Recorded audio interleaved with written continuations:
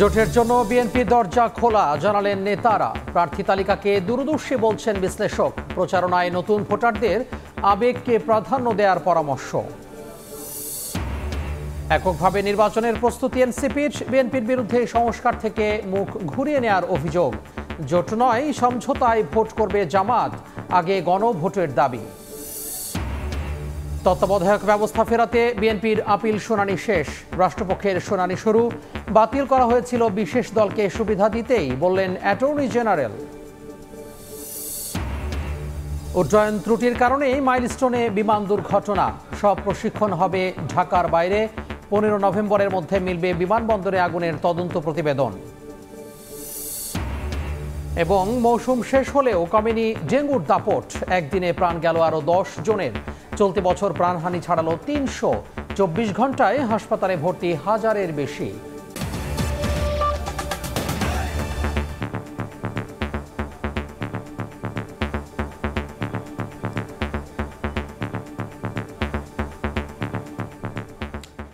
সময় সংবাদে সঙ্গে আছি আমি তোহা খান তামিম। একীকরণ প্রক্রিয়ায় থাকা 5 ব্যাংকের পর্ষদ বিলুপ্ত করেছে কেন্দ্রীয় ব্যাংক। এ নিয়ে বাংলাদেশ ব্যাংকে কথা বলছেন governor doctor Ahsan H Mansur. আমরা সরাসরি চলে যাচ্ছি সেখানে। অনেক কিছুই আছে, ভালো কিছু করা হয়েছে, সেটা কিন্তু পরবর্তী সরকার এসে কিন্তু আনডু করে নাই, সেটা কিন্তু থেকেই গেছে। তো আমরা আশাবাদী এটাও থাকবে। এখানে কোনো ওই ধরনের দুশ্চিন্তার কারণ নেই।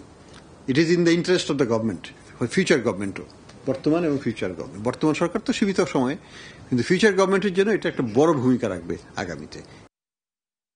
মার্জিং প্রসেসটা সাকসেসফুল হয়। 75 লক্ষ ডিপোজিটরের ইন্টারেস্ট আমরা এখানে দেখতে পাবো। 75 লক্ষ লোকের সাথে কয় কোটি লোক জড়িত, এখানে বিশাল জনগোষ্ঠী ভোটার, দেখতে হবে তো।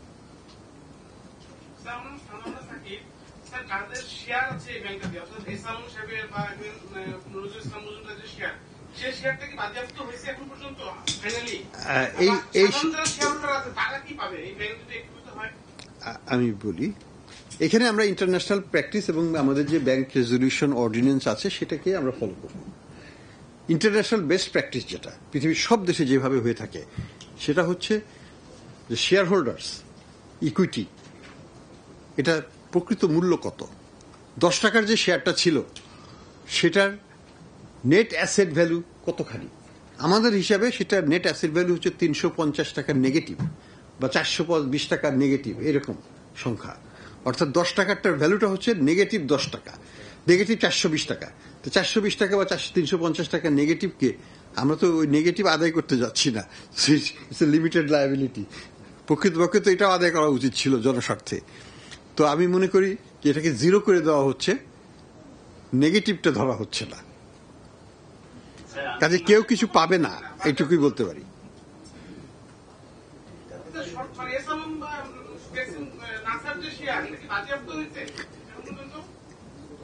এখানে তো শেয়ারটা জিরো হয়ে যাবে, কাজে আর তো বাজেয়াপ্তি করার কিছু দরকার নেই আমাদের।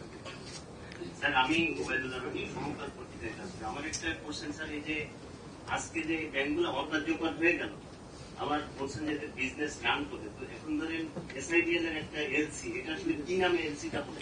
না, এখন এসআইবিএল নামেই ওটা চলবে যতদিন পর্যন্ত না আমরা পুরো মার্জার প্রসেসটাকে কমপ্লিট করি। এবং এটা আস্তে আস্তে ধাপে ধাপে হবে, প্রত্যেকটা ব্যাংক যে একই দিনে হবে তা তো না।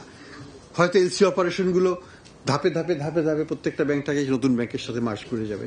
আবার ম্যান পাওয়ারের ক্ষেত্রে সময় একটু বেশি লাগবে, আইটি ইন্টিগ্রেশন হয়তো সময় একটু বেশি লাগবে। কেউ কেউ হয়তো তাদের টেকনোলজিক্যাল ব্যাকবোন খুব উইক, তাদের সময় লাগবে, হয়তো তাদেরটা। 5 ব্যাংকের একীকরণ নিয়ে বাংলাদেশ ব্যাংকে কথা বলছেন governor doctor Ahsan H Mansur. আমরা এতক্ষণ সরাসরি যুক্ত হয়েছিলাম সেখান থেকে। বক্তব্যের সম্পূর্ণ অংশ দেখতে চোখ রাখুন সময় টিভির ফেসবুক পেজে। নির্বাচনে বিএনপির প্রার্থী তালিকাকে দূরদর্শী বলছেন রাজনৈতিক বিশ্লেষকরা। বেগম খালেদা জিয়া ও তারেক রহমানের প্রার্থিতা ঘোষণায় উজ্জীবিত নেতাকর্মীরা। ত্যাগী ও অভিজ্ঞদেরও মূল্যায়ন করা হয়েছে বলে মনে করেন তারা। বঞ্চিতদের সামাল দেওয়ার পাশাপাশি প্রচারণায় নতুন ভোটারদের আবেগকে প্রাধান্য দেওয়ার পরামর্শ বিশ্লেষকদের। মোরসালিন হক জুনাইদের রিপোর্ট। বিএনপির সম্ভাব্য তালিকা ঘোষণার পর থেকেই ধানের শীষের প্রচারণা তুঙ্গে। দলীয় সিদ্ধান্তের চাপা উত্তেজনা শেষে পুরোদমে মাঠে প্রার্থীসহ নেতাকর্মীরা। এবার প্রার্থী তালিকায় নবীন প্রবীণের মিশেল দলীয় নেতাদের এমন পূর্বাভাসের প্রতিফলন দেখা গেছে মনোনয়ন বিশ্লেষণে। সম্ভাব্য 236 প্রার্থীর মধ্যে এবার 85 জনই প্রথমবার লড়বেন নির্বাচনের মাঠে, যার অন্যতম স্বয়ং দলের ভারপ্রাপ্ত চেয়ারম্যান তারেক রহমান। ঘোষিত 10 নারী প্রার্থীর মধ্যে দলের চেয়ারপারসন বেগম খালেদা জিয়ার 3টি আসনে প্রতিদ্বন্দ্বিতার ঘোষণায় যোগ হয়েছে বাড়তি উচ্ছ্বাস। মনোনয়নে ঠাঁই পেয়েছেন গুম হওয়া নেতাদের পরিবারের সদস্যরা।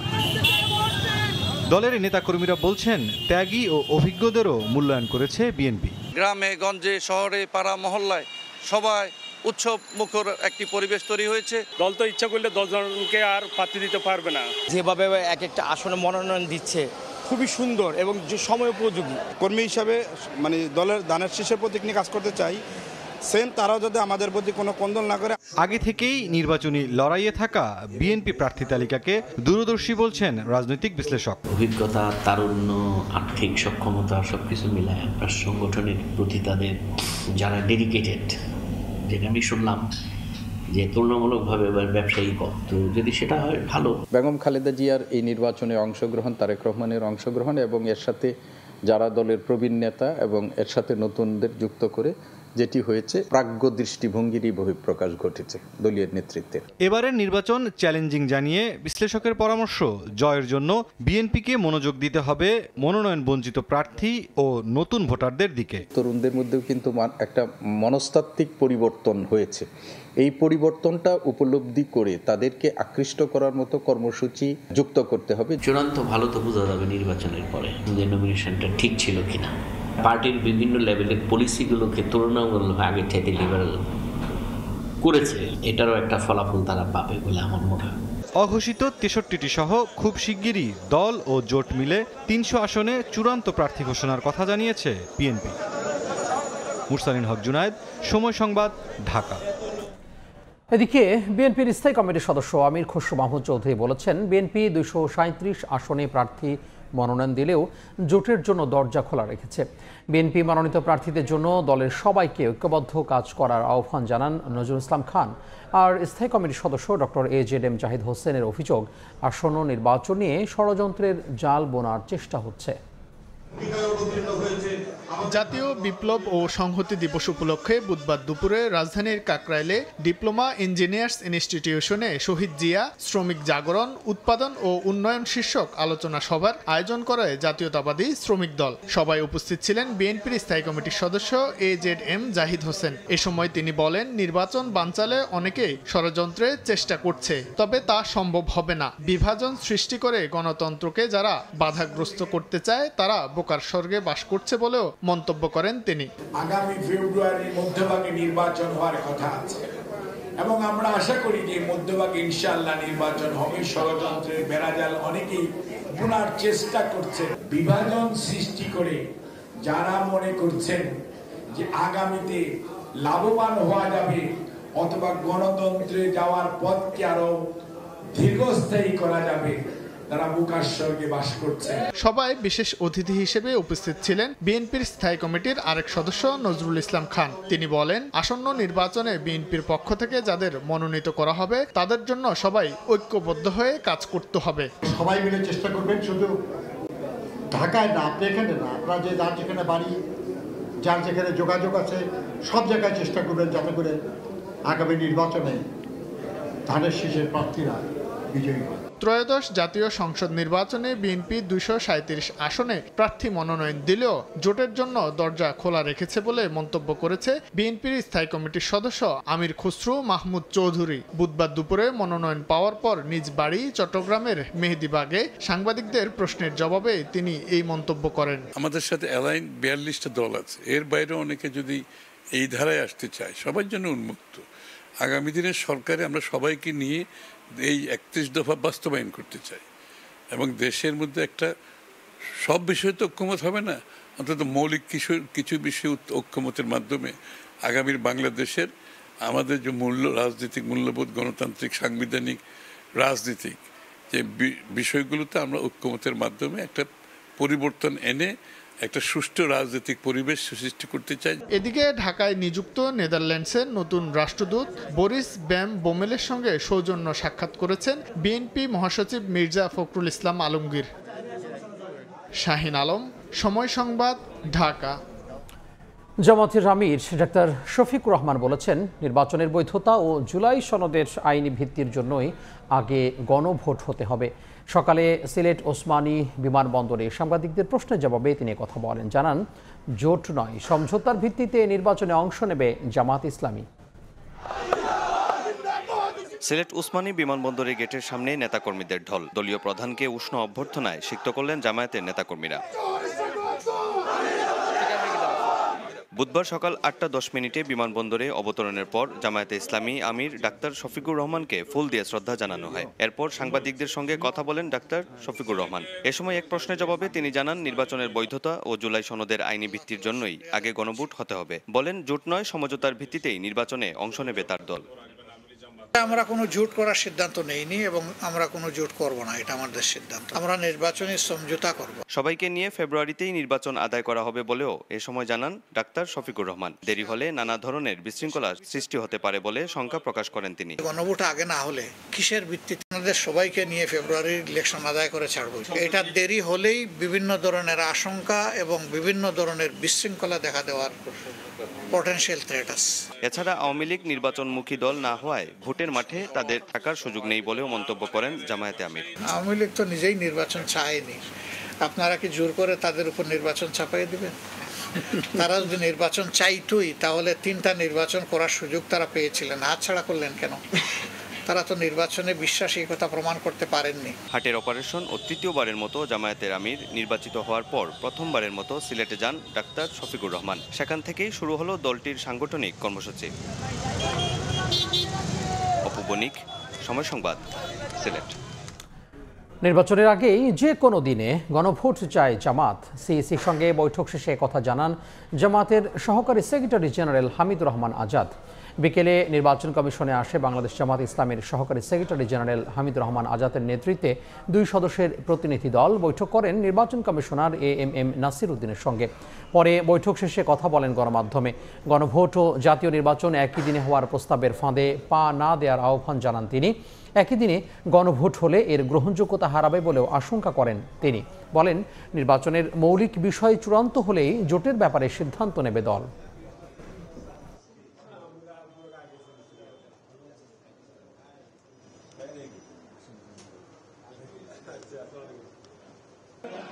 দাবি আদায় না হবে যেন আন্দোলন চালিয়ে যাব।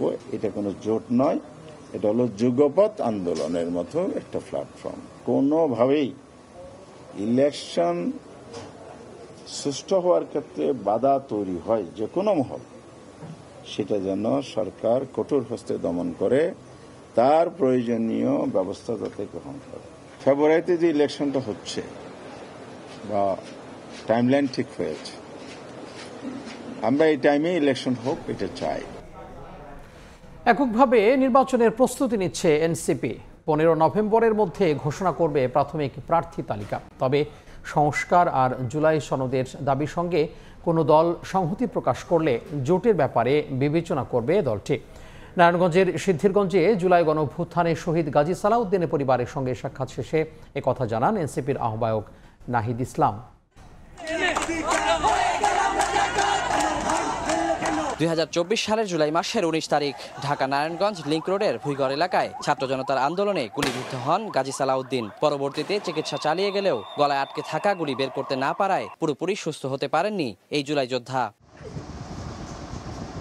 1 বছরেরও বেশি সময় ধরে অসহনীয় যন্ত্রণায় ভোগার পর গেল 26 অক্টোবর চিকিৎসাধীন অবস্থায় মৃত্যুবরণ করেন গাজী সালাউদ্দিন।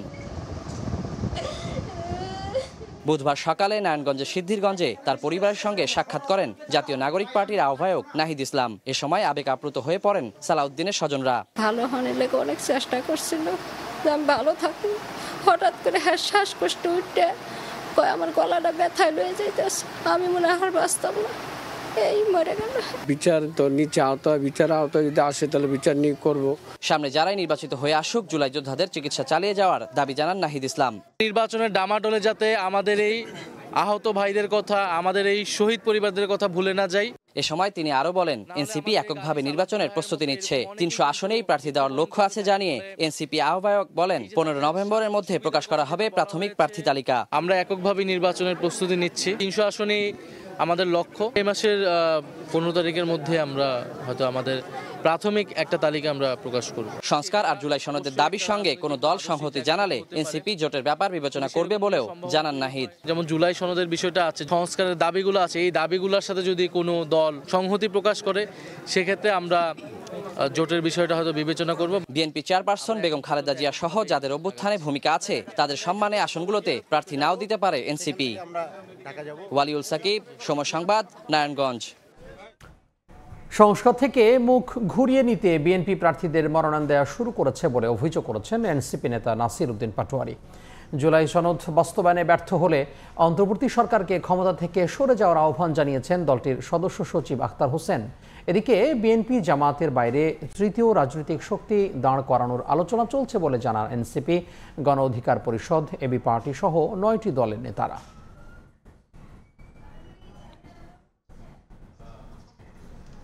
গণভোট নিয়ে দেশের রাজনীতিতে অচলাবস্থা, ভিন্ন ভিন্ন মেরুতে দলগুলো।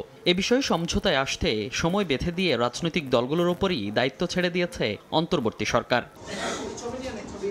গণভোট নিয়ে ঐকমত্যে পৌঁছাতে কাজ শুরু করেছে বিভিন্ন রাজনৈতিক দল। এরই অংশ হিসেবে বুধবার গণতন্ত্র মঞ্চের আমন্ত্রণে রাষ্ট্র সংস্কার আন্দোলনের কেন্দ্রীয় কার্যালয়ে আলোচনায় বসে এনসিপি, গণ অধিকার পরিষদ, এবি পার্টি সহ 9টি রাজনৈতিক দল। জুলাই সনদ বাস্তবায়নে সরকার ব্যর্থ হলে ক্ষমতা থেকে সরে যাওয়ার পরামর্শ দেন এনসিপির সদস্য সচিব আখতার হোসেন। আর সংস্কার থেকে মুখ ফিরিয়ে নিতে বিএনপি মনোনয়ন দেয়া শুরু করেছে বলে অভিযোগ করেন নাসির উদ্দিন পাটোয়ারি। সরকার যদি সংস্কারের ব্যাপারে সাহসী ভূমিকা পালন করতে ব্যর্থ হয় তাহলে এই সংস্কারকে সম্পূর্ণ করা সম্ভবপর হবে না এবং সরকারও তাদের ম্যান্ডেট থেকে চ্যুত হয়ে পড়বে। সংস্কার থেকে মুখ ঘুরিয়ে দেওয়ার জন্য বিএনপি নমিনেশন দেওয়া শুরু করেছে এবং মাঠের মধ্যে তারা শান্তি শৃঙ্খলা নষ্ট করছে। কিন্তু আমরা এই জাতির যে সংকটকালীন মুহূর্তটা সেই জায়গা থেকে আমরা মনে করি সংস্কার প্রক্রিয়াটা এগিয়ে নিতে হবে। রাজনৈতিক অঙ্গনে বিভাজনের অভিযোগ তুলে নেতারা বলেন, বিএনপি জামাতের বাইরে তৃতীয় রাজনৈতিক শক্তি দাঁড় করাতেই এই আলোচনা। ভিন্ন মতকে যতটা ঐকমত্যে আনা যায় সেটাই সফলতা। দুটি নির্বাচন কোনোভাবে বাস্তবসম্মত নয়। তো আমরা অনেক গুরুত্বপূর্ণ বিষয়ে আমরা ঐকমত্যে পৌঁছেছি। আমরা আশাবাদী বাকি আরও দলগুলোর সাথে আমরা বসে আমরা একটি ন্যূনতম ঐকমত্যের জায়গায় এসে আমরা একটি নির্বাচনের দিকে যেতে পারব। এ সময় জুলাই সনদের আইনি ভিত্তি ও বাস্তবায়নের সিদ্ধান্ত সরকারকেই নিতে হবে বলে জানান এবি পার্টির সভাপতি মুজিবুর রহমান মঞ্জু। সরকারের কাছে এনাফ আলোচনা হয়ে গেছে, সরকার চাইলেই এখন একটা সিদ্ধান্তে পৌঁছতে পারেন। কারোর সাথে যদি সরকারের আলাদা কথা বলার দরকার হয় সরকার বলে নিলেই হতো, কারণ এখানে বিবাদমান পক্ষ কিন্তু খুব বেশি না। পর্যায়ক্রমে বিএনপি এবং জামাতের সঙ্গেও আলোচনা হবে বলে জানায় গণতন্ত্র মঞ্চ। মনির হোসাইন, সময় সংবাদ, ঢাকা। 91 আসনে প্রার্থী ঘোষণা করেছে গণসংহতি আন্দোলন। ব্রাহ্মণবাড়িয়া 6 আসন থেকে নির্বাচনে লড়বেন দলটির প্রধান সমন্বয়ক জুনায়েদ সাকিব। এছাড়া পাবনা 4 আসন থেকে নির্বাচন করবেন দলটির নির্বাহী সমন্বয়কারী আবুল হাসান রুবেল। দুপুরে দলটির আত্মপ্রকাশের এক দশক পূর্তিতে রাজধানীর হাতিরপুল কার্যালয় থেকে নতুন কমিটি ঘোষণা করা হয়। এ সময় সম্ভাব্য প্রার্থী তালিকা প্রকাশ করে গণসংহতি আন্দোলনের প্রধান সমন্বয়ক জুনায়েদ সাকিব বলেন, প্রগতিশীল ও মধ্যমপন্থী দলগুলোকে নিয়ে জোট গঠনের চেষ্টা চলছে। এদিকে গণতন্ত্র মঞ্চ 300 আসনেই প্রার্থী দেবে বলে জানিয়েছেন গণসংহতি আন্দোলনের এই নেতা। বলেন, জোট নিয়ে বিএনপির সঙ্গে আলোচনা চলছে। জোটের প্রতীকে নির্বাচন করার সুযোগ থাকা উচিত ছিল বলেও মন্তব্য করেন তিনি। 300 আসনেই গণতন্ত্র মঞ্চের দিক থেকে আমরা আমাদের প্রার্থিতা দিচ্ছি। আমাদের দলের পক্ষ থেকে আমরা প্রাথমিকভাবে যেহেতু মঞ্চের মধ্যে আমরা প্রার্থিতা সমন্বয় করছি, সেটা শুরু থেকেই আমাদের সিদ্ধান্ত আছে, সে কারণে আমরা পূর্ণ প্রার্থী তালিকা প্রকাশ করি। যদি জোট গঠন করা যায়, গণতন্ত্র মঞ্চ সম্প্রসারিত হয়, সেই ক্ষেত্রে আমরা আমাদের চেষ্টা সেটা থাকবে। দুষ্কৃতিকারীদের যে কোনো কর্মসূচি প্রতিহতে আইন শৃঙ্খলা বাহিনীকে কঠোর নির্দেশনা দেওয়া হয়েছে বলে জানিয়েছেন স্বরাষ্ট্র উপদেষ্টা জাহাঙ্গীর আলম চৌধুরী। নির্বাচন সামনে রেখে গাজীপুরে আইন শৃঙ্খলা বাহিনীর সদস্যদের সঙ্গে মতবিনিময় সভায় শেষে একথা বলেন তিনি। জামিনে মুক্তি পাওয়া কোনো আওয়ামী লীগ নেতাকর্মী অপরাধে জড়ালে কঠোর ব্যবস্থা নেওয়া হবে বলেও জানান উপদেষ্টা। জনগণ নির্বাচনমুখী, কেউ চাইলেও প্রতিহত করতে পারবে না, এ সময় বিদেশি গুজব প্রতিহতে সাংবাদিকদের সহযোগিতা চান উপদেষ্টা। নির্বাচনটা হবে ফ্রি, ফেয়ার, ক্রেডিবল এবং উৎসবমুখর। এইটা করার জন্য প্রশাসন যেন সব ধরনের কাজ করে। দুষ্কৃতিকারীদের যেন কোনো কার্যক্রম যেন তারা চালাতে না পারে, ওই জন্য যত ধরনের ব্যবস্থা আমরা নিব। সময় সংবাদে আরও থাকছে, যানবাহনের বেপরোয়া গতির কাছে হেরে যাচ্ছে জীবন। কক্সবাজারের চকরিয়ায় বাস মাইক্রোবাসের মুখোমুখি সংঘর্ষ, প্রাণ গেল একই পরিবারের 5 জনের।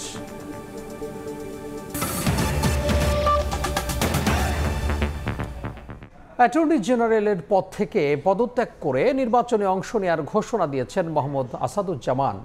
দুপুরে সংবাদ সম্মেলনে একথা জানান তিনি। ভোট করব, আমি নমিনেশন ওখানে চেয়েছি, আমি ভোট করব। আমি অ্যাটর্নি জেনারেল হিসাবে আছি এখনো, আমার অ্যাটর্নি জেনারেল পদ ছেড়ে দিয়ে আমি ভোট করব, যখন সময় আসবে তখন করব, আমি আশাবাদী। একটি বিশেষ দলকে সুবিধা দিতেই বাতিল করা হয় তত্ত্বাবধায়ক সরকার ব্যবস্থা। রায় পরিবর্তন করে দণ্ডনীয় অপরাধ করেছেন সাবেক প্রধান বিচারপতি খায়রুল হক, যার সাজা 7 বছরের কারাদণ্ড। তত্ত্বাবধায়ক মামলার আপিল শুনানি শেষে কথা বলেন অ্যাটর্নি জেনারেল। নির্বাচনকালীন নির্দলীয় তত্ত্বাবধায়ক সরকার ব্যবস্থা ফেরাতে আপিল শুনানি শেষ করেছে বিএনপি। তত্ত্বাবধায়ক সরকার ব্যবস্থা ফেরাতে চূড়ান্ত শুনানি চলছে দেশের সর্বোচ্চ আদালতে। আপিলকারী এবং জামায়াত বিএনপির পর শুনানি শুরু করেছে রাষ্ট্রপক্ষ। এদিন শুনানিতে রাষ্ট্রের সর্বোচ্চ আইন কর্মকর্তা বলেন, একটি বিশেষ দলকে সুবিধা দিতেই বাতিল করা হয় তত্ত্বাবধায়ক সরকার ব্যবস্থা। রাজনৈতিকভাবে ম্যালিশাসলি লেখা হয়েছিল। ম্যালিশাসলি বলেছি, রাজনৈতিক উদ্দেশ্য প্রণোদিতভাবে রায়টা লেখা হয়েছে কোনো একটি বিশেষ পার্টিকে সুবিধা দেওয়ার জন্য। শুধু তাই নয়, ঘোষিত রায় পরিবর্তন করে অপরাধ করেছেন সাবেক প্রধান বিচারপতি খায়রুল হক, যার সাজা 7 বছরের কারাদণ্ড। খায়রুল হক সাহেব যে পথে হেঁটেছেন, ওই পথে হাঁটাটা একদিকে যেমন এই আইনের ব্যত্যয়, রিভিউ না করে উনি রায় পরিবর্তন করছেন যেটা আইন তাকে অথরিটি দেয়নি। আরেকদিকে বলেছি, এইটা দণ্ডবিধির 219 ধারা অনুসারে শাস্তিযোগ্য একটা অপরাধ। তত্ত্বাবধায়ক সরকার ফেরাতে সর্বোচ্চ আদালত যে রায় দেবেন তা গণতন্ত্রের জন্য দৃষ্টান্ত হয়ে থাকবে বলেও মনে করেন অ্যাটর্নি জেনারেল। এই রায় বাংলাদেশের আগামী প্রজন্মের জন্য এমন একটি দৃষ্টান্ত হয়ে থাকবে যেখানে বাংলাদেশের গণতন্ত্র, বাংলাদেশের সার্বভৌমত্ব, বিচার বিভাগের স্বাধীনতা, আইনের শাসন, বাংলাদেশের মানুষের মৌলিক অধিকার, এই সবগুলো নিশ্চিত করার ক্ষেত্রে এই রায় একটি অনন্য দলিল হিসেবে থাকবে। এর আগে শুনানি করেন বিএনপির আইনজীবীরা। তারা চান তত্ত্বাবধায়ক ব্যবস্থা ফিরলেও ত্রয়োদশ সংসদ নির্বাচন যেন হয় অন্তর্বর্তী সরকারের অধীনে। আগামী যে নির্বাচন ফেব্রুয়ারি 2026-এর মধ্যে, তার অধীনে এই নির্বাচন হবে এমনটি আমি মনে করি নাই, এবং আদালতের যে রায় যেটা আমি বলেছি পরবর্তী নির্বাচন, সুতরাং এই নির্বাচন পরবর্তী থেকে এইটি বিধানটি কার্যকর হবে এমনটি আমি আদালতের সামনে উপস্থাপন করেছি। 2011 সালে সংখ্যাগরিষ্ঠ মতের ভিত্তিতে তত্ত্বাবধায়ক সরকার ব্যবস্থা বাতিল করে রায় দেন সাবেক প্রধান বিচারপতি এবিএম খায়রুল হকের আপিল বিভাগ। রাজনৈতিক পট পরিবর্তনের পর কয়েকজন ব্যক্তি ও রাজনৈতিক দলের নেতারা নির্বাচনকালীন নির্দলীয় সরকার ব্যবস্থা ফেরাতে আইনি লড়াই শুরু করেন। আফজাল হোসেন, সময় সংবাদ, ঢাকা। সুষ্ঠু নির্বাচন অনুষ্ঠিত হলে আইনশৃঙ্খলা পরিস্থিতির উন্নতি হবে। এর পরপরই ব্যারাকে ফিরতে চায় সেনাবাহিনী। নির্বাচনের সময় জেলা, উপজেলা এবং ক্ষেত্র বিশেষে আসন ভিত্তিক ক্যাম্প করার প্রস্তুতি নিচ্ছে সেনাবাহিনী। গুমের মামলায় 15 জন সেনা কর্মকর্তার বিচার আইসিটি আইন এবং সেনা আইনেও সম্ভব। সেক্ষেত্রে সরকারের সিদ্ধান্তকে প্রাধান্য দেবে সেনাবাহিনী। ইন এইড টু সিভিল পাওয়ারের আওতায় গত 15 মাস যাবৎ আইনশৃঙ্খলা পরিস্থিতি নিয়ন্ত্রণে মাঠে সেনাবাহিনী। এরই মধ্যে লুট হওয়া অস্ত্র উদ্ধার, চিহ্নিত সন্ত্রাসীদের গ্রেফতার করা সহ আইনশৃঙ্খলা পরিস্থিতি নিয়ন্ত্রণে কাজের অগ্রগতি এবং আসন্ন নির্বাচনকে কেন্দ্র করে সেনাবাহিনীর ভূমিকা নিয়ে ঢাকা সেনানিবাসে সংবাদ সম্মেলন করে বাংলাদেশ সেনাবাহিনী। সেনা কর্মকর্তারা জানান, আসন্ন নির্বাচনে সরকার ও নির্বাচন কমিশনকে সর্বোচ্চ সহযোগিতা করতে প্রস্তুত সেনাবাহিনী। সারা দেশে প্রায় 1 লাখ সেনা সদস্য মোতায়েন থাকবে। ক্ষেত্র বিশেষে আসন ভিত্তিক ক্যাম্প করার প্রস্তুতি নিচ্ছে সেনাবাহিনী। আমরা 90,000 থেকে 1 লক্ষ সেনা সদস্য মাঠ পর্যায়ে আমরা নিয়োজিত করব, যেটা এ যাবৎকালের সর্বোচ্চ। এবং আমাদের পরিকল্পনায় জেলা পর্যায়ে, উপজেলা পর্যায়ে, এমনকি ক্ষেত্র বিশেষে আপনার আসন ভিত্তিক আমরা ক্যাম্প স্থাপন করে যথাসম্ভব এই আইনশৃঙ্খলা পরিস্থিতি নিয়ন্ত্রণে রাখার চেষ্টা করব। আগের যে কোনো সময়ের তুলনায় সেনাবাহিনী অনেক বেশি ঐক্যবদ্ধ জানিয়ে সেনা কর্মকর্তারা বলেন, সুষ্ঠু নির্বাচন হলে আইন শৃঙ্খলা পরিস্থিতির উন্নতি হবে। নির্বাচনের পরে আইন শৃঙ্খলা পরিস্থিতির উন্নতি হলে ব্যারাকে ফিরবে সেনাবাহিনী। সেনাবাহিনী এখন আরও বেশি ঐক্যবদ্ধ এবং আমাদের ভ্রাতৃত্ববোধ এখন আরও বেশি। আমরাও চাই একটা সুষ্ঠু নির্বাচন অনুষ্ঠিত হোক এবং আমরা সেনানিবাসে ফেরত আসতে পারি। সংবাদ সম্মেলনে আরও জানানো হয়, মানবতা বিরোধী অপরাধ ও গুমের মামলায় 15 জন সেনা কর্মকর্তার বিচার আইসিটি আইন এবং সেনা আইনেও সম্ভব। সেক্ষেত্রে সরকারের সিদ্ধান্তকে প্রাধান্য দেবে সেনাবাহিনী। দেশের যে প্রচলিত আইনগুলো আছে সেটার মধ্যে যেভাবে বিচার হবে, আমরা চাইবো যে সরকার একটি স্বচ্ছ প্রক্রিয়ার মাধ্যমে বিচারটি সম্পন্ন করবে। যদি এটা আর্মি অ্যাক্টের অধীনে বিচার করতে বলে তাহলে আমরা করতে পারবো, সেভাবে আমরা প্রস্তুতি নিচ্ছি। বিভিন্ন স্থানে উদ্ধারকৃত অস্ত্র যাতে ঢাকামুখী না হয় এবং হলেও যাতে সেনাবাহিনী তা প্রতিরোধ করতে পারে, এ বিষয়ে তৎপরতা বৃদ্ধি হয়েছে বলেও জানান সেনা কর্মকর্তারা। শাবাব ওয়াসি, সময় সংবাদ, ঢাকা। পাইলটের উড্ডয়ন ত্রুটির কারণেই মাইলস্টোনে বিমান দুর্ঘটনা ঘটে বলে জানিয়েছে তদন্ত কমিশন। 4 মাসের অনুসন্ধান শেষে প্রধান উপদেষ্টার কাছে দেয়া প্রতিবেদনে দুর্ঘটনার প্রতিরোধে করা হয় 33 দফা সুপারিশ। বিকেলে সংবাদ সম্মেলনে প্রধান উপদেষ্টার প্রেস সচিব জানান, বিমান বাহিনীর সব প্রশিক্ষণ বিমান ঢাকার বাইরে করার সিদ্ধান্ত নেওয়া হয়েছে। এছাড়া রানওয়ের আশপাশে স্কুল, কলেজ, হাসপাতাল নির্মাণে সংশ্লিষ্টদের যথাযথ আইন প্রয়োগের নির্দেশনাও দেওয়া হয়েছে। গত 21 জুলাই উত্তরার মাইলস্টোন স্কুল অ্যান্ড কলেজ ক্যাম্পাসে আছড়ে পড়ে বিমান বাহিনীর যুদ্ধ বিমান। ভয়াবহ ওই দুর্ঘটনায় পাইলট সহ নিহত হয় 36 জন। ঘটনার পর সাবেক সচিব AKM জাফর উল্লাহ খানকে সভাপতি করে ঘটনার অনুসন্ধানে 9 সদস্যের কমিশন গঠন করে সরকার। প্রায় 4 মাস পর বুধবার 33 দফা সুপারিশ সহ প্রধান উপদেষ্টার কাছে প্রতিবেদন জমা দেয় তদন্ত কমিশন। প্রতিবেদন সম্পর্কে জানাতে বিকেলে ফরেন সার্ভিস একাডেমিতে সংবাদ সম্মেলনের আয়োজন করে প্রধান উপদেষ্টার প্রেস উইং। রাষ্ট্রীয় নিরাপত্তাজনিত কারণে বিস্তারিত জানাতে রাজি হননি প্রেস সচিব। জানান, পাইলটের উড্ডয়ন ত্রুটির কারণেই নিয়ন্ত্রণ হারায় যুদ্ধ বিমানটি। প্রতিবেদনের বলা হয়েছে যে পাইলটের উড্ডয়নের ত্রুটির জন্য এই দুর্ঘটনা ঘটেছে। ট্রেনিংয়ের সময় উনি যখন ফ্লাই করছিলেন, পরিস্থিতি তার আয়ত্তের বাইরে চলে যায়। দুর্ঘটনা প্রতিরোধে এখন থেকে বিমান বাহিনীর সব প্রশিক্ষণ ঢাকার বাইরে হবে বলেও জানায় প্রধান উপদেষ্টার প্রেস সচিব। জননিরাপত্তার স্বার্থে এখন থেকে এয়ারফোর্সের সকল ইনিশিয়াল ট্রেনিং ঢাকার বাইরে পরিচালিত হবে। বিমানবন্দরের আশেপাশে ফায়ার স্টেশনগুলোতে ফায়ার ফাইটিং ফোম রাখা বাধ্যতামূলক করা হয়েছে। আর রানওয়ের স্বল্প দূরত্বে স্কুল, কলেজ, হাসপাতাল নির্মাণে যথাযথ আইন প্রয়োগে সংশ্লিষ্টদের নির্দেশনা দেওয়া হয়েছে তদন্ত প্রতিবেদনে। এই জায়গায় এই গভর্নমেন্ট 1 ইঞ্চি কাউকে ছাড় দেওয়া হবে না। নাজমুস সালেহী, সময় সংবাদ, ঢাকা। শাহজালাল আন্তর্জাতিক বিমানবন্দরের কার্গো ভিলেজে আগুনের ঘটনা তদন্তে গঠিত কমিটি আগামী 15 নভেম্বরের মধ্যে পূর্ণাঙ্গ প্রতিবেদন জমা দেবে। সচিবালয়ে আন্তঃমন্ত্রণালয় দুর্যোগ ব্যবস্থাপনা সমন্বয় কমিটির সভা শেষে সাংবাদিকদের এ তথ্য জানান কমিটির সভাপতি, স্বরাষ্ট্র মন্ত্রণালয়ের জ্যেষ্ঠ সচিব নাসিমুল গৌরী। 5 নভেম্বরের মধ্যে প্রতিবেদন তৈরি করতে পারেনি বলে 30 নভেম্বরের পর্যন্ত প্রতিবেদন দাখিলের মেয়াদ বাড়ানো হয়েছে বলে জানান দুর্যোগ ব্যবস্থাপনা ও ত্রাণ উপদেষ্টা ফারুকিয়া আজম। সামগ্রিক অবস্থানের বিবেচনা করতে যে আমাদের রিপোর্টটা একটুখানি হয়ে যাবে আর কি।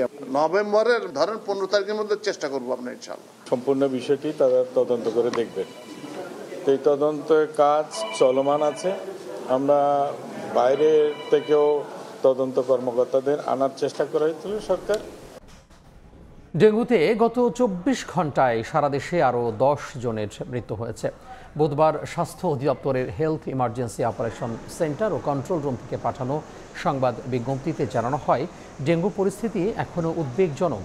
গত একদিনে দেশের বিভিন্ন হাসপাতালে নতুন করে ভর্তি হয়েছেন 1069 জন রোগী, যা ডেঙ্গুর এই মৌসুমের আক্রান্তের হার বাড়ার ইঙ্গিত দিচ্ছে। ডেঙ্গু আক্রান্ত হয়ে চলতি বছর প্রাণহানি হয়েছে 300 জনের বেশি। যানবাহনের বেপরোয়া গতির কাছে হেরে যাচ্ছে জীবন। কক্সবাজারের চকরিয়ায় বাস মাইক্রোবাস সংঘর্ষে প্রাণ গেল একই পরিবারের 5 জনের। আশঙ্কাজনক অবস্থায় আহত 3 জনকে নেওয়া হয়েছে চট্টগ্রাম মেডিকেল কলেজ হাসপাতালে। এদিকে সিলেটে সিএনজি, অটোরিকশা ও ট্রাকের মুখোমুখি সংঘর্ষে 1 জন নিহত ও 4 জন আহত হয়েছেন।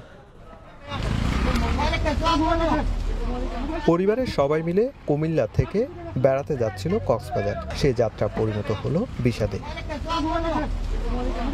বুধবার সকালে কক্সবাজার চট্টগ্রাম মহাসড়কের চকরিয়ার ফাঁসিয়াকালী হাঁসের দিঘি সেনা ক্যাম্পের দক্ষিণে যাত্রীবাহী মার্সা বাসের সঙ্গে মাইক্রোবাসের সংঘর্ষ হয়। ঘটনাস্থলে মাইক্রোবাসের 2 যাত্রী নিহত হন। খবর পেয়ে পুলিশ ও সেনাবাহিনী ঘটনাস্থলে পৌঁছে স্থানীয়দের সহায়তায় গুরুতর আহত 6 জনকে উদ্ধার করে হাসপাতালে নিলে তাদের মধ্যে আরও 3 জনকে মৃত ঘোষণা করেন চিকিৎসক। স্থানীয়দের অভিযোগ, মহাসড়কের এই অংশে অতিরিক্ত বাকি বারবার দুর্ঘটনার কারণ।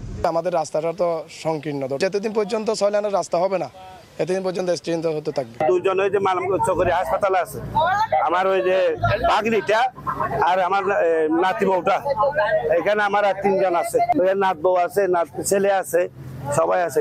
নিহত 4 নারী ও 1 শিশু একই পরিবারের বলে নিশ্চিত করেছেন মালুমঘাট হাইওয়ে থানার ভারপ্রাপ্ত কর্মকর্তা। তিনি জানান, আহত 3 জনকে আশঙ্কাজনক অবস্থায় উন্নত চিকিৎসার জন্য চট্টগ্রাম মেডিকেলে পাঠানো হয়েছে। একই পরিবারের সকল সদস্য, তাদের সকলের বাড়ি কুমিল্লা জেলার 14 গ্রাম থানায়। 3 জন লোক গুরুতর আহত, চট্টগ্রাম মেডিকেলে চিকিৎসাধীন। দুর্ঘটনার জন্য গাড়ি দুটি বেপরোয়া গতিকে দায়ী করছেন বিআরটিএ কর্মকর্তা। গাড়িগুলো অতিরিক্ত দ্রুত গতিতে গাড়ি চলতেছিল, আর আমরা এখন পর্যন্ত আনঅফিসিয়ালি জানিয়েছি যে 5 জন নিহত হয়েছে। এদিকে সকালে সিলেটের শাহপরান খাদিমনগর এলাকায় সিএনজি চালিত অটোরিকশার সঙ্গে বালুবোঝাই ট্রাকের মুখোমুখি সংঘর্ষ হয়। ঘটনাস্থলে নিহত হন সিএনজি চালক এবং আহত হন অটোরিকশার 4 যাত্রী। পুলিশ হতাহতদের উদ্ধার করে হাসপাতালে পাঠায়। চালক পলাতক হলেও জব্দ করা হয় ট্রাকটি। সুজাউদ্দিন রুবেল, সময় সংবাদ। প্রথমবারের মতো আগামী 22 ডিসেম্বর অনুষ্ঠিত হতে যাচ্ছে জগন্নাথ বিশ্ববিদ্যালয় কেন্দ্রীয় শিক্ষার্থী সংসদ ও হল শিক্ষার্থী সংসদ নির্বাচন।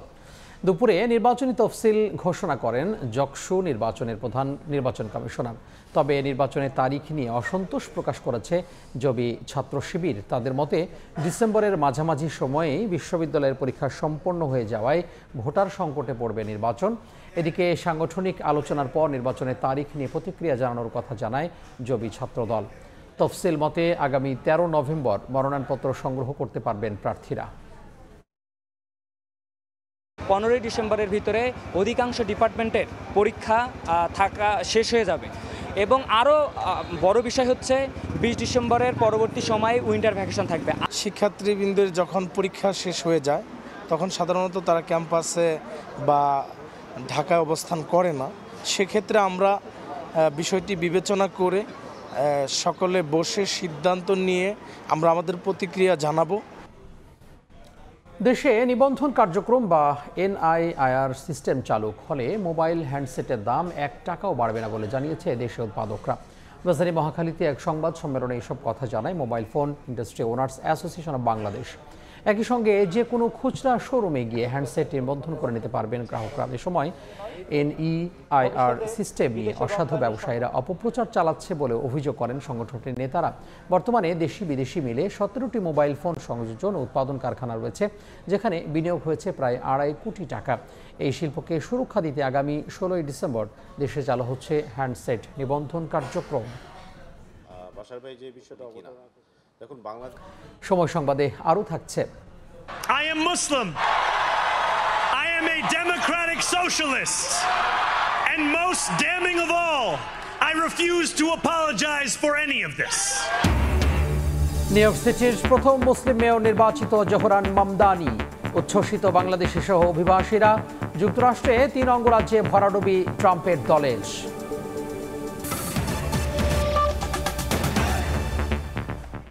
বাংলাদেশে পর্নোগ্রাফি অনলাইন জুয়ার সাইট বা বিজ্ঞাপন প্রচার বন্ধে ফেসবুক, টিকটক এবং গুগলকে চিঠি দিয়েছে সরকার, যেখানে পর্নোগ্রাফি ও অনলাইন জুয়ার কারণে আর্থিক সামাজিক অবক্ষয়ের চিত্র তুলে ধরে উদ্বেগ প্রকাশ করা হয়েছে।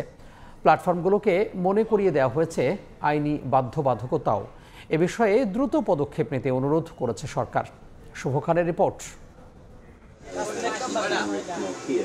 ক্রিকেট মাঠে ধুন্ধুমার 4 ছক্কা বোলিংয়ের ধরন, উইকেট কিংবা বাউন্ডারি, প্রতিটি বল ধরে অনলাইনে চলে রমরমা জুয়া। খেলার পেজ বা অ্যাপে দেয়া হয় চটকদার বিজ্ঞাপন।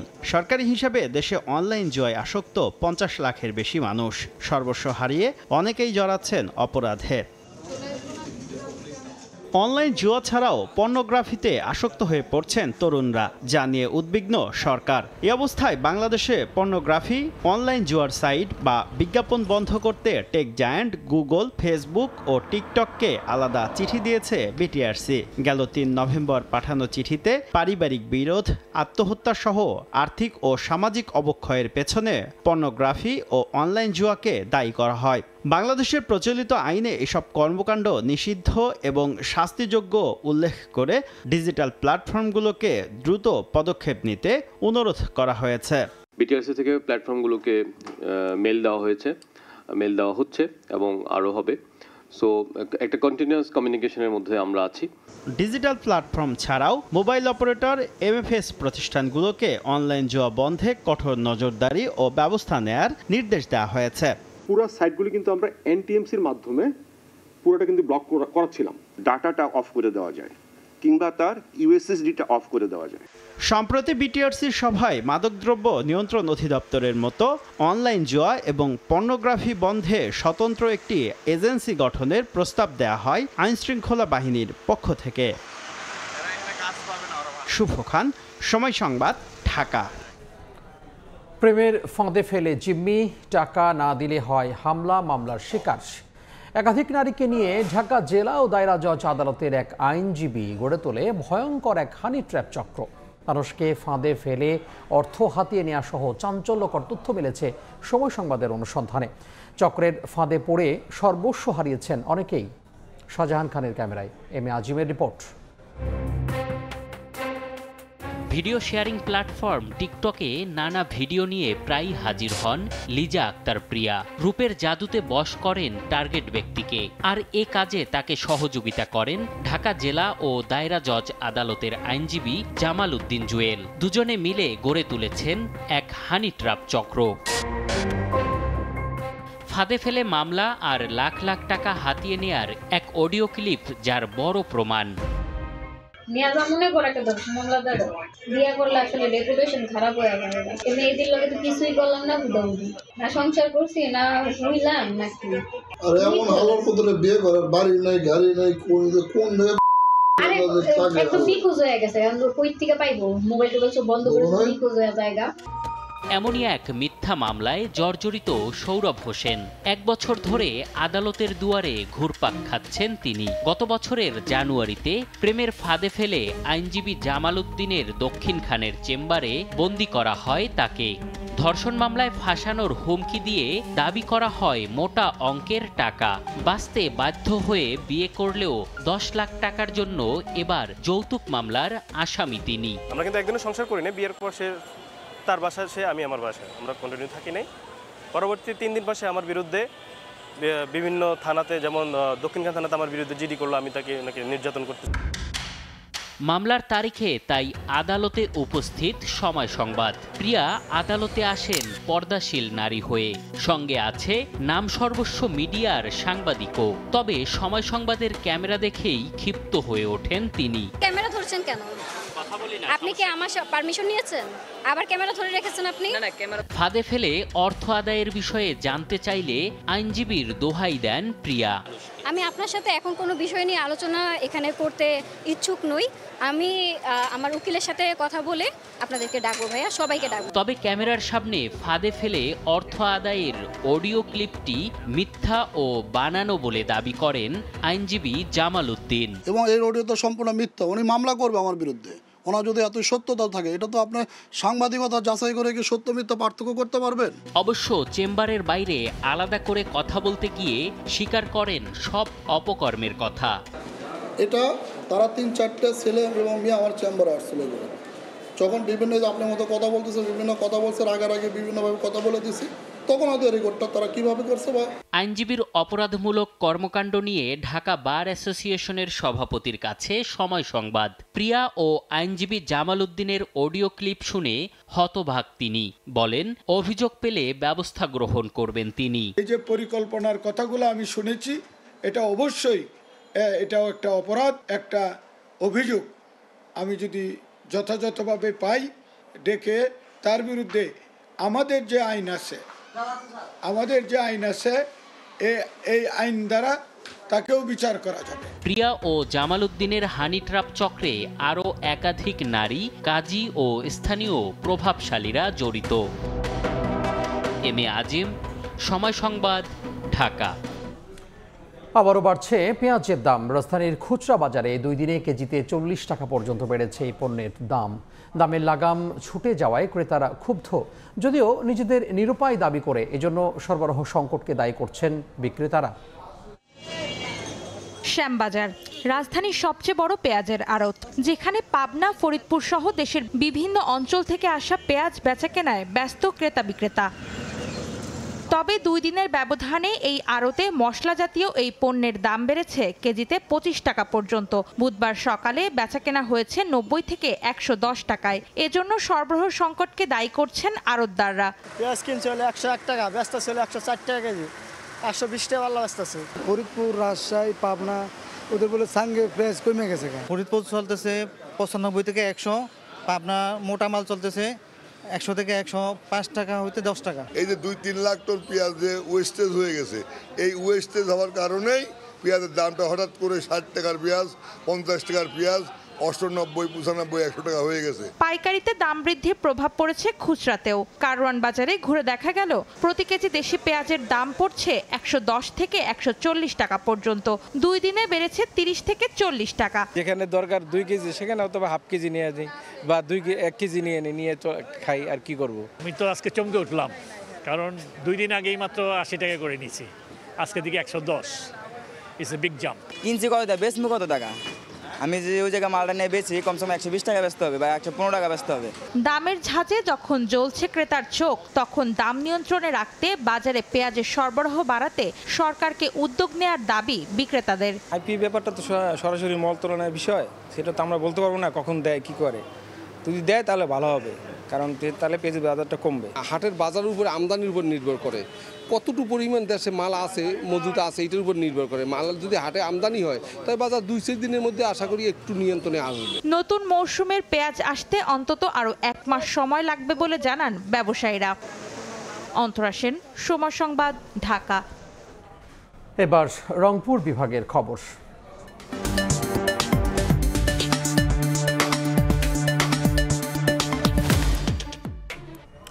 জানবো রাজশাহী বিভাগের খবর। রাজশাহীতে টাকার বিনিময়ে বয়স্ক, বিধবা ও সুস্থ মানুষকে প্রতিবন্ধী ভাতার কার্ড দেওয়ার অভিযোগ উঠেছে ইউনিয়ন পরিষদের নারী সদস্যের বিরুদ্ধে। উপজেলা সমাজসেবা অফিস সঠিকভাবে যাচাই বাছাই ছাড়াই কার্ড করে দিয়েছে ইউনিয়ন পরিষদের চেয়ারম্যান মেম্বারদের সুপারিশে।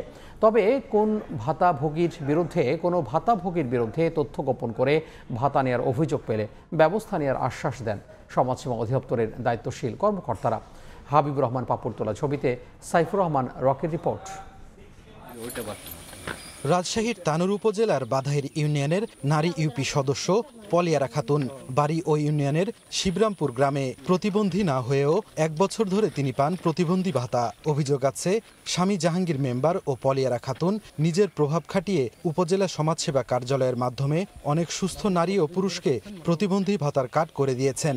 বিনিময়ে নিয়েছেন 7 থেকে 10 হাজার টাকা। প্রতিবন্ধী না হয়েও কিভাবে ভাতা পান এমন প্রশ্নের সদুত্তর দিতে পারেননি তিনি। বললাম তো আমার শারীরিক প্রতিবন্ধী, আপনি কি বুঝবেন, ডাক্তারে দিয়েছে, আমি করে নিয়েছি। জেলার 9টি উপজেলায় একই অবস্থা বিধবা ও বয়স্ক ভাতার ক্ষেত্রেও। প্রকৃত প্রতিবন্ধী, বিধবা ও বয়স্করা উপজেলা সমাজসেবা অফিসে আবেদন করেও ভাতা পাচ্ছেন না। কিন্তু ইউনিয়ন পরিষদের চেয়ারম্যান ও মেম্বারদের টাকা দিলে যে কোনো ভাতার কার্ড পাওয়া যায় অনায়াসে। সুস্থ মানুষ আছে, স্বামী বিদেশে থাকে, তো ওই প্রতিবন্ধীর টাকা তুলে খাচ্ছে করে দিবে 7,000 টাকা চাইছে, ওই জন্য আমার হয়নি। নিজের লোক তারাকে দেয়, হারাকে দিবে না। উপজেলা সমাজসেবা অফিসের কর্মকর্তারা জানান, চেয়ারম্যান ও মেম্বাররা সম্ভাব্য ভাতাভোগীর তালিকা দেন। তবে তথ্য গোপন করে অনেকে ভাতার কার্ডের জন্য আবেদন করায় সাময়িকভাবে কেউ ভাতার টাকা পেলেও স্বচ্ছতা নিশ্চিতে আবেদনকারীদের কাগজপত্র যাচাই বাছাই করা হচ্ছে। তারা যে তালিকা দেয় সেই তালিকা থেকে যাচাই বাছাই করে ওইটা দেওয়া হয়। মূলত মেন কাজ করে হলো ইউনিয়ন পরিষদের চেয়ারম্যান মেম্বাররা। এদিকে প্রকৃত তথ্য গোপন করে কেউ বয়স্ক, বিধবা বা প্রতিবন্ধী ভাতার টাকা নিলে তাদের কার্ড বাতিল করা হবে বলে জানান জেলা সমাজসেবা অফিসের সহকারী পরিচালক। অনিয়ম থাকলে আমরা সুনির্দিষ্ট যদি এরকম অভিযোগ থাকে আমরা সাথে সাথে সেটা ব্যবস্থা নিই। জেলায় বয়স্ক ভাতা পান 1,03,700 জন, বিধবা ভাতা পান 46,000 ও প্রতিবন্ধী ভাতা পান 67,300 জন। আগামী 6 নভেম্বর পর্যন্ত ভাতার কার্ডের জন্য আবেদন করতে পারবেন আগ্রহীরা। 3 মাস পর পর মোবাইল ব্যাংকিংয়ের মাধ্যমে ভাতার টাকা পান সুবিধাভোগীরা। সাইফুর রহমান রকি, সময় সংবাদ, রাজশাহী।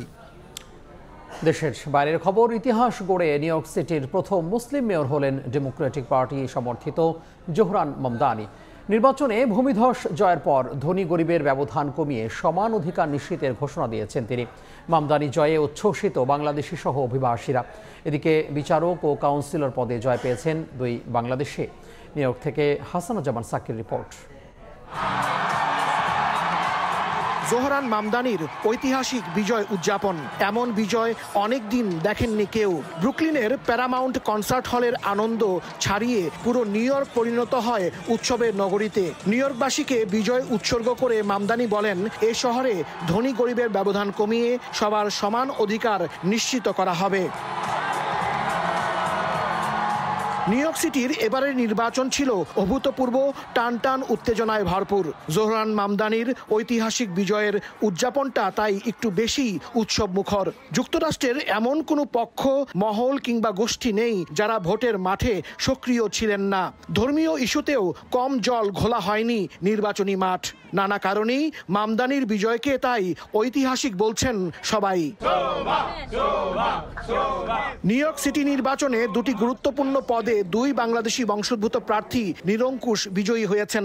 তারা হলেন সুপ্রিম কোর্টের বিচারক পদে সোমা সাঈদ ও কাউন্সিলর শাহানা হানিফ। এদিকে মামদানির বিজয়ে প্রতিদ্বন্দ্বী এন্ড্রু কুমোর শিবিরে নেমে আসে বিষাদের ছায়া। পরাজয় স্বীকার করে মামদানিকে অভিনন্দন জানান কুমো। নিউ ইয়র্কের বর্তমান মেয়র কৃষ্ণাঙ্গ এরিক অ্যাডামস 1 মেয়াদের বেশি টিকতে পারেননি। এখন ভারতীয় বংশোদ্ভূত উগান্ডান মুসলিম জোহরান মামদানি নিউ ইয়র্কে কতটুকু সফল হন মেয়র হিসেবে সেটি দেখার বিষয়। হাসানুজ্জামান সাকি, সময় সংবাদ, নিউ ইয়র্ক, যুক্তরাষ্ট্র। ব্যক্তিগত কারণ দেখিয়ে নিজের পদত্যাগপত্র জমা দিলেন জাতীয় দলের সিনিয়র সহকারী coach Mohammad Salahuddin. Ireland series দিয়ে নিজের দায়িত্বের ইতি টানবেন ঘরোয়া ক্রিকেটের সফলতম এই কোচ। বুধবার সশরীরে বিসিবিতে এসে নিজের পদত্যাগপত্র জমা দিয়েছেন সালাউদ্দিন। চুক্তি অনুযায়ী নিজের নোটিশ পিরিয়ডে দলের সঙ্গে থাকবেন তিনি। আয়ারল্যান্ড সিরিজেও তাই কাজ করবেন। গুঞ্জন আছে cricket operations chairman Nazmul Abedin ফাহিমের সঙ্গে দ্বন্দ্ব, সাম্প্রতিক সমালোচনা আর ব্যাটিং কোচ হিসেবে আশরাফুলের নিয়োগের কারণে এমন সিদ্ধান্ত নিয়েছেন সালাউদ্দিন। জাতীয় দলের দায়িত্ব ছাড়লে আবারও ঘরোয়া ক্রিকেটে ফিরবেন এই কোচ। সম্ভাবনা আছে আসন্ন বিপিএলেও দেখা যাবে তাকে।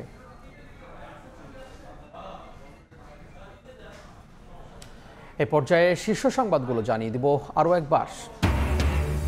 জোটের জন্য বিএনপি দরজা খোলা জানালেন নেতারা। প্রার্থী তালিকাকে দূরদর্শী বলছেন বিশ্লেষক। প্রচারণায় নতুন ভোটারদের আবেগকে প্রাধান্য দেওয়ার পরামর্শ। এককভাবে নির্বাচনের প্রস্তুতি এনসিপির। বিএনপির বিরুদ্ধে সংস্কার থেকে মুখ ঘুরিয়ে নেয়ার অভিযোগ। জোট নয়, সমঝোতায় ভোট করবে জামাত, আগে গণভোটের দাবি। এবং তত্ত্বাবধায়ক ব্যবস্থা ফেরাতে বিএনপির আপিল শুনানি শেষ। রাষ্ট্রপক্ষের শুনানি শুরু। বাতিল করা হয়েছিল বিশেষ দলকে সুবিধা দিতেই, বললেন অ্যাটর্নি জেনারেল।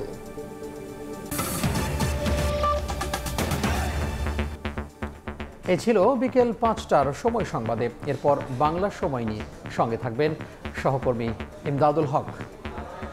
আমি আপনাকে ধন্যবাদ। বাংলার সময় নিয়ে আসছি কিছুক্ষণ পর, সঙ্গে থাকুন সময়ের।